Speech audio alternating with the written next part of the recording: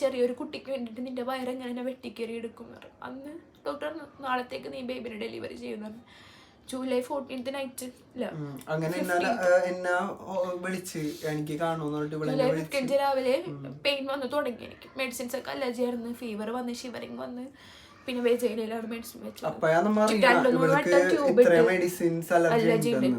എന്നിട്ട് എന്നെ കുത്തിയിട്ട് ഡോക്ടേഴ്സ് വെച്ച് മോൾക്ക് എനിക്ക് വേദന എടുക്കണില്ലേ. അപ്പം ഞാൻ പറഞ്ഞു എൻ്റെ മനസ്സിൻ്റെ വേദന കാണും, വലുത്തൊന്നുമില്ല എൻ്റെ ശരീരത്തിൽ, കാരണം എന്നെ അത്രയും കുത്തിയിട്ടുണ്ട്. എന്നിട്ട് July 15th night 11:15 baby delivery ആയി. ജീവനില്ലാത്ത കുട്ടീനേക്കും കിട്ടണമെന്ന് പറഞ്ഞിട്ട് എൻ്റെ മോള് കരഞ്ഞപ്പോൾ ആ കരച്ചിൽ കേട്ടപ്പില്ലേ അത്രയും നേരം ഞാൻ സഹിച്ച വേദനയൊക്കെ മറന്നിട്ട് എന്നെ പൊട്ടിച്ചിരിച്ചിട്ട് അൽഹംദുലില്ലാ എന്ന് പറഞ്ഞു. അപ്പോൾ അവിടെ ഉണ്ടായിരുന്ന എല്ലാവരും മുഖത്തും എന്താ പറയുക ഒരു ചിരിയായിരുന്നു. കാരണം ഞാൻ എൻ്റെ ഡെലിവറി ഞാൻ ശരിക്കും കണ്ട് ഡോക്ടറിൻ്റെ ഇതിലേക്ക് എനിക്ക് പുഷ് ചെയ്യാൻ തോന്നണം പറഞ്ഞപ്പോൾ ഡോക്ടറിന് ഇല്ല മോളെ വികസിച്ചിട്ടില്ല നോക്കട്ടെ എന്ന് പറയുമ്പോഴത്തേക്ക് എൻ്റെ വാട്ടർ ബ്രേക്കായി ബേബി ഡോക്ടറിൻ്റെ കയ്യിലേക്ക് വീണു.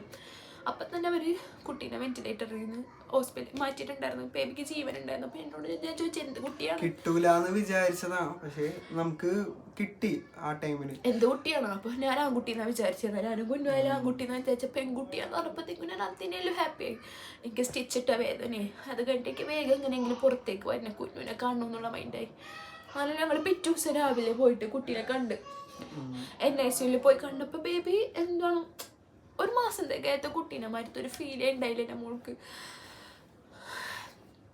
ഞാൻ ഭയങ്കര ഹാപ്പിയാണ്. കാരണം അവളെ കണ്ടപ്പോൾ അവളെ ഫേസ് കൈകാലൊക്കെ ഇട്ട് അടിക്കണം. ഞാൻ അതുമാത്രം ഞാൻ ജീവനോട് കണ്ടേക്കണം.